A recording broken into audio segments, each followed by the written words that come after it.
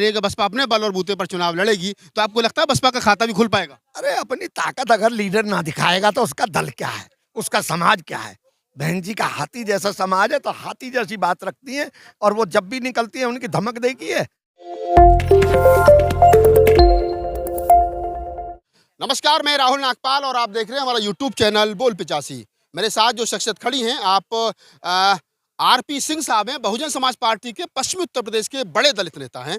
मानवर साहब काशीराम के संपर्क में रहे, बहन जी के संपर्क में रहे और अभी वह विरुद्ध हैं, बसपा की राजनीति को बेहतर समझते हैं। बहन जी के मन मस्तिष्क में क्या चल रहा है वो बेहतर समझते हैं। वर्तमान में इंडिया गठबंधन में बहन जी शामिल होंगी नहीं होंगी, इस बात को लेकर के जो कयास लगाए जा रहे हैं, रोज नई नई खबरें आती हैं, उनसे जान लेते हैं कि उनके मन मस्तिष्क में क्या चल रहा है।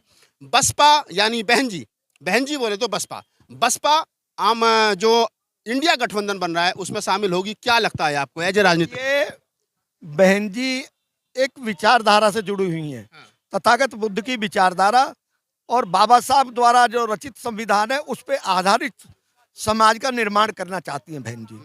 और बहन जी जैसे हाथी है, इसी तरह से बहन जी के जो परिवार है, जो बहुजन है, जो दलित समाज है, सारे लोग हैं, अल्पसंख्यक है, वो सब जो है आज बहन जी की आस्था में अपना मन रखते हैं।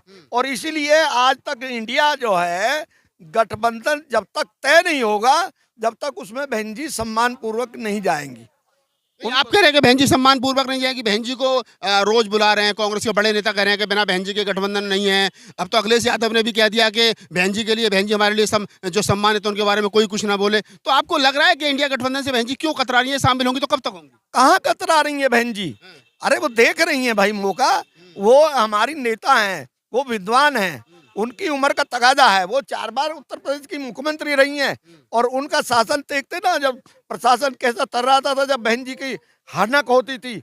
हर बिरादरी का आदमी बहन जी के लॉ एंड ऑर्डर को मानता है और देश के विकास को मानता है। जितने जिले बनाए, तहसील बनाई, विश्वविद्यालय बनाए, हर समाज के लिए, मुस्लिम समाज के लिए वक्फ बोर्ड में उन्होंने व्यवस्था रखी।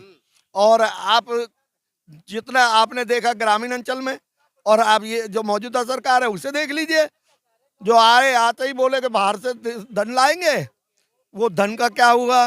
15 लाख। वो तो जिस उद्देश्य के लिए आए थे अपना उद्देश्य कर रहे हैं ना। राम मंदिर बनवा दिया, धारा 370 हटा रही, 22 तारीख को प्राण प्रतिष्ठा करने जा रहे हैं, तो वो तो हिंदुत्व के लिए काम कर रहे हैं। ऐसा है, वो हिंदुत्व के लिए काम कर रहे हैं, पर हिंदुत्व जो है अब अति होती है किसी की भी, अब वो अति पे जा चुका है।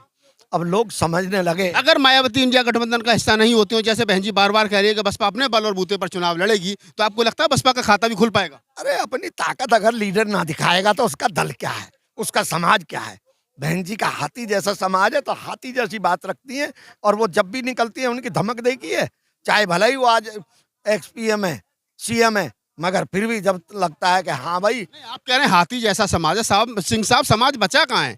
साक्य आपके साथ नहीं, मौर्य आपके साथ नहीं, पटेल आपके साथ नहीं, कुशवा आपके साथ नहीं, निषाद आपके साथ नहीं, वो तमाम जातियां जो मानवर साहब काशीराम ने जोड़ी थी, बहुजन समाज बनाया था, वो सब छोड़ करके चली। चमार भी आपके साथ नहीं। वो सब आ जाएंगे, सब आ जाएंगे। समय परिस्थिति देख रही है हमारी नेता, जिस दिन बाहर निकलेंगे देखना सारे लोग आ जाएंगे। सब लोग लाइक कर रहे हैं, और जो मौजूदा सरकार है उसमें भी यहाँ के इंस्टीट्यूशन के लोग बैठे हैं, बसपा के, जो आजकल भी यूपी में सरकार चल रही है, वो सब ट्रेनी है बसपा के। तो बसपा जो है हर एक के दिल को छू के करने वाली है। यथार्थ में जो बात है, हर एक के मन में बसपा के प्रति आस्था है और संविधान के प्रति आस्था है। संविधान से देश की कल्चर बढ़ेगी, एजुकेशन बचेगी, स्वास्थ्य बचेगा, सारा देश विकास करेगा। देशों विदेशों में देखोगे आप, जहाँ बौद्ध धर्म है वो यथार्थवादी वैज्ञानिक पद्धति पर आधारित है, 2 और 2 4 होते हैं। वो आपके जो है किसी भी अंधविश्वास पे नहीं है, आडंबर पे नहीं है। और देश के प्रधानमंत्री भी जाकर के कहते हैं कि बौद्ध के देश से आए हूँ। और जो पार्टी पर हम बात कर रहे हैं, पार्टी 2 दलों में बट गई, ऐसा ही लग रहा है। एक तरफ वो लोग हैं जो काशीराम की विचारधारा के लोग हैं, एक तरफ वो लोग हैं जो बहन जी के परिवारवाद को समर्थन करने वाले लोग हैं। तो आपको लगता है पार्टी में भी 2 फाड़? देखिए, पार्टी में कोई 2 फाड़ नहीं हुई है, कोई 2 फाड़ नहीं होती। जब भी थोड़ा बहुत कुछ अदला बदला होता है तो थोड़ा खटक पटक तो होती है भाई। 2 भाई है, एक बेटे को ये हमारी 5 उंगली एक साथ नहीं होती, और इसी तरह से ये दल है। अब इसमें अगर किसी को विशेष दे दिए तो उसकी बड़ी उंगली हो जाएगी, वो दूसरे की छोटी हो जाएगी तो छोटी वाला तो जरूर करेगा कुछ ना कुछ टीटा। मायावती ने जिस प्रकार से कहा है कि अगर पहले कांग्रेस ने जो हमारे विधायक तोड़े तो उसके लिए माफी मांगे और हमको प्रधानमंत्री पद का उम्मीदवार घोषित करे तब हम विचार करेंगे। तो ये इतनी बड़ी डिमांड कांग्रेस क्यों करने लगी? देखिए ऐसा है, कांग्रेस पूरी करेगी अगर उसको अपना वजूद बचाना है। वजूद बचाना है। बहन जी हावी राजनीति करती हैं, बहन जी पे हावी राजनीति कोई दल नहीं कर पाए। बहन जी एक विचारधारा है और वो विचारधारा है जो सारस्वत है, जो देश विश्व में जिसकी अपनी धुंधवी बजती है उस विचारधारा को लेकर चलनी है। बहन कहाँ विचारधारा बची है? बहुजन हिताय से सर्वजन हिताय कर दिया और नारे लग रहे हैं, जब बहन जी के मंच पर शंख बज रहे हो, हाथ गणेश का आदान प्रदान हो रहा हो, तो विचारधारा बची कहाँ? अरे भाई वो एक छोटा समय था, उस समाज को ये देखना था कि समाज जो है बाबा साहब करता है और की पोस्ट पे पूरे भारत के अंदर बैठा है। इस समाज को भी मैं एक बार मौका दे के देख लूं तो धोखा देगा समाज, कोई बात नहीं है।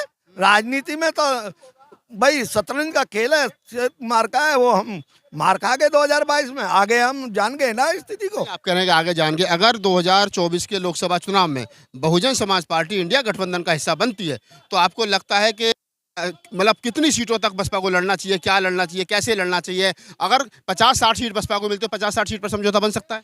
देखिए ये बहन जी का इशू है, वो जितनी सीटों पर जैसा भी आदेश होगा, मैं छोटा सिपाही हूँ, मैं तो अगर वो कहेंगे जिस तरह से भी लड़ना है उस तरह से तैयार रहूंगा। मुझे तो नारे लगाने हैं। आप ये देखिए कि मुझे 2004 में लोकसभा का चुनाव का टिकट मिला था खुर्जा से, वो टिकट मेरा मुझसे बदल गया। तब से मैं सड़क पे मिशन का काम कर रहा हूँ, कोई पद की आवश्यकता नहीं है। मैं जो बहुजन जो उसमें बहुत तादाद में है, मैं जनता कार्यकर्ता के भी जनता का काम कर रहे हैं। लेकिन अभी जिस प्रकार से कल परसों मैंने देखा वीडियो के जो बहन जी के उत्तराधिकारी हैं, बसपा के उत्तराधिकारी हैं आकाश आनंद, उन्होंने चंद्रशेखर को लेकर के बड़ा जहर उगला है। उन्होंने कहा है कि एक आदमी जो है वो टीवी पर बैठ करके रोता है, समाज को बेचने का काम कर रहा है। कभी चंद्रशेखर समाजवादी पार्टी की गोद में, कभी बीजेपी की गोद में, इतने बड़े आरोप लगा रहे हैं। वो भी तो समाज का ही काम कर रहा है चंद्रशेखर। इस परिस्थिति से आप सच्चे रूप से अवगत हैं कि चंद्रशेखर जी क्या कर रहे हैं। आप मुझसे ज्यादा इस बात से परिचित हैं।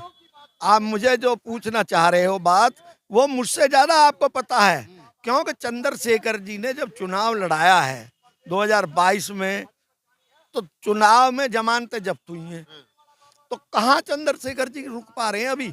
अभी देखिए बहुजन समाज पार्टी और बहन जी वाला दल जो है वही मानव काशीराम साहब की विचारधारा से ही लोग जुड़े हुए हैं। बहन जी ने आकाश आनंद को इसलिए जिम्मेदारी सौंपी है कि वो चंद्रशेखर पर हमलावर रहे। ऐसा कुछ नहीं है। ये राजनीति में मंच पे अलग बात होती है और बैठ करके अलग बात होती है। हर दल की अलग अलग बात होती है। हर दल की अलग अलग बातें होती है। आप इंजीनियर आरपी सिंह साहब थे और जैसा मैंने उनके परिचय में बताया कि Bahujan Samaj party okay engineer भी हैं, एडवोकेट भी हैं आरपी सिंह साहब, और जैसा मैंने उनके परिचय में बताया कि बहुजन समाज पार्टी के पश्चिम उत्तर प्रदेश के बड़े कद्दावर नेता, 2004 में बसपा से टिकट इनको जो है वो दिया गया था। अब बहुत सारी बातें हैं जो आरपी सिंह साहब के बारे में बताई जा सकती, कही जा सकती है, लेकिन उनसे बात करने का उद्देश्य जो था वो ये था कि ये पता चल सके कि बसपा के अंदर क्या चल रहा है, क्योंकि आरपी सिंह साहब बसपा के अंदर के लोग हैं। बहुत सारे लोग हैं जो बसपा के बाहर के लोग हैं और बहन जी को सलाह भी देते हैं और बहन जी पर कटाक्ष भी करते हैं। आपकी इस वीडियो के बारे में क्या राय है, हमें कमेंट्स बॉक्स में अपनी प्रतिक्रिया जरूर दीजिए। धन्यवाद।